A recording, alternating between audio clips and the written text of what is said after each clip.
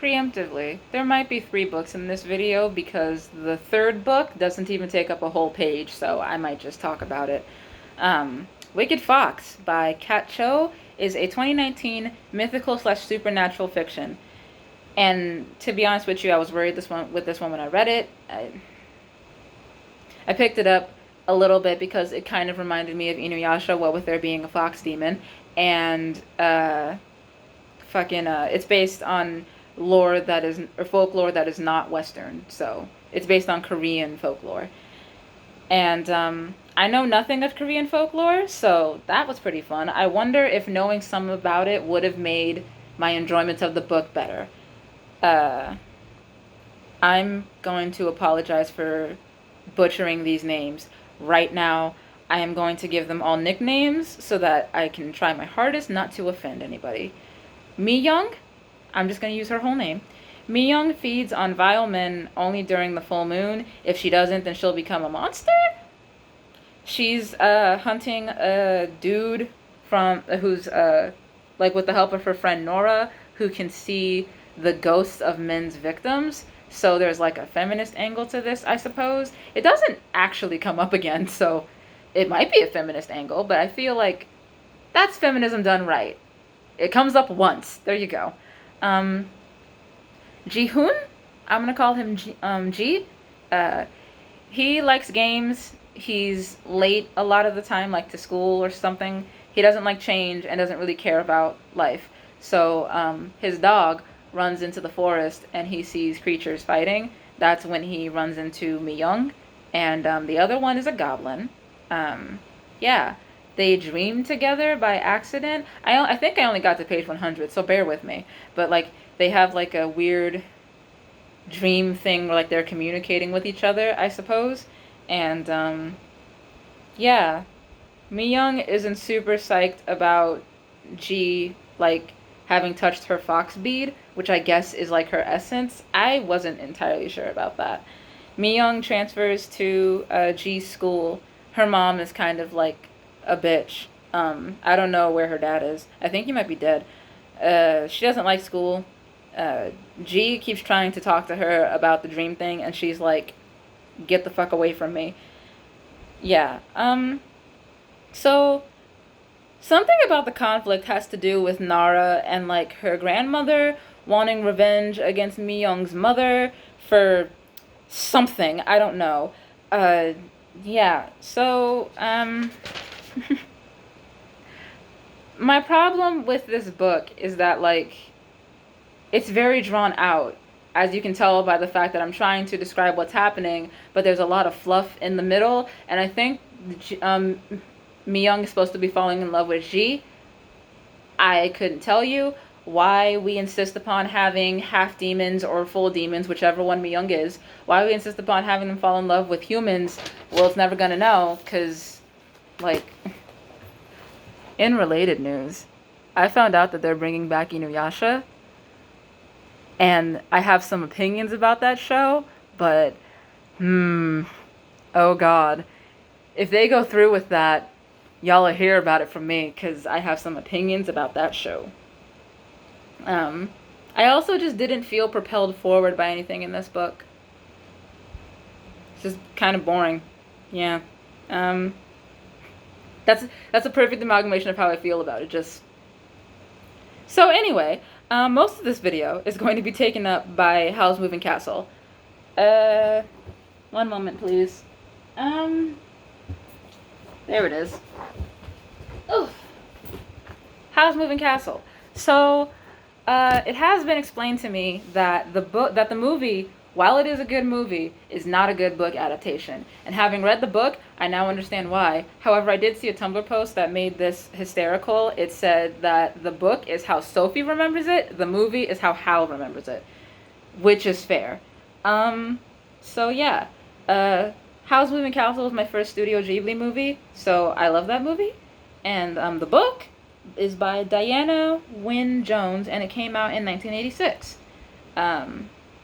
Google calls it fantasy and YA, and like YA pre-Hunger Games has a different meaning than YA post-Hunger Games. So, yeah. Sophie is the eldest of three daughters, which means that she's destined to fail for some reason and to only lead a dull and boring life. The Witch of the Waste is out there somewhere. Okay. Um, Her sisters get sent to like, one I believe sent to be like a baker, and the other one is sent to do magic. Except for some reason, the two of them switch. And Martha, who is, I don't believe she's one of like the anonymous sisters in the movie. Lottie is one of her other sisters who ends up being the baker. The sisters aren't really important to this book. They're more so important for like how Sophie figures out like what Howl's deal is. So yeah, we'll talk about it. For some reason, the Witch of the Waste feels like Sophie is competition for her. I don't really understand that. I didn't understand what the Witch of the Waste motivation was in the movie either, and I rewatched it after I read this book, and I still don't know what that bitch's motivation was. I guess she felt like Sophie disrespected her, which, like, you walked into a closed hat shop. I'm not sure what you were looking for. Okay. Yeah, so Sophie leaves town. She finds Onion Head, and then she finds House Castle. Sorry, not Onion Head, Turnip Head. The entire time I was reading this book, I could not remember what vegetable turnip was. Yeah, Turnip Head. So she gets to the castle. Michael lets her in. Michael is a lot older in this book than he is in the anime, in the movie. And she makes a deal with the fire demon, who is Calcifer. Broken spell for a broken spell. Sophie is quite calm about all this, but she's an old woman. What are you going to do? Howl lets her stay under the cleaning lady pretense, and Sophie cleans a lot, and Calcifer and Michael complain about it. Howl doesn't really notice. So, Howl is a lot ruder in the book, and, like, he doesn't really seem to be doing anything. I didn't pick up much of the Civil War aspect in this book as there was in the movie. Maybe I was just reading it wrong, but I'm not entirely sure what Hal was doing in this book besides womanizing, which that was an angle I was unprepared for. Hal doesn't metaphorically steal hearts in this book either. Or no, Hal doesn't literally steal hearts in this book like it's implied that he does in the movie, just metaphorically. Once the girl is in love with him, he's bored, which is a terrible relationship philosophy to have. The hair scene happens, which is hysterical. And he has a tantrum over a girl. Apparently the tantrum he has a girl over is Lottie, who is not Lottie, that's Martha. Whatever. Turnip is following them. Hang on. Oh, no, sorry, I have that backwards. He does have a tantrum over Lottie. Michael is in love with Martha, who he thinks is Lottie because she's holding that appearance. And, yeah. So Howl means like a different Lottie because the witch lady that Sophie's sister is with, that she knows that's Lottie, not Lottie. She knows that's their other sister. Who cares? Names are confusing when it comes to magic. I don't give a shit. So for some reason, when trying to escape Turnip, it nearly put Calcifer out. In this book, for some reason, Turnip is seen as a demon rather than someone under a curse. Because I'm pretty sure in the movie, it was pretty clear that he was under a curse. Yeah. The king wants Hal to do some magic for him. Hal needs the king to lay off. So, yeah. Sophie visits her sister. We learned some of Michael's past, which I did not write down, but Sophie helps with a spell. She can also do magic in this book, which I thought was a cool thing. Although I guess if you count love as magic, then she can also do magic in the movie, but whatever. Yeah, hang on.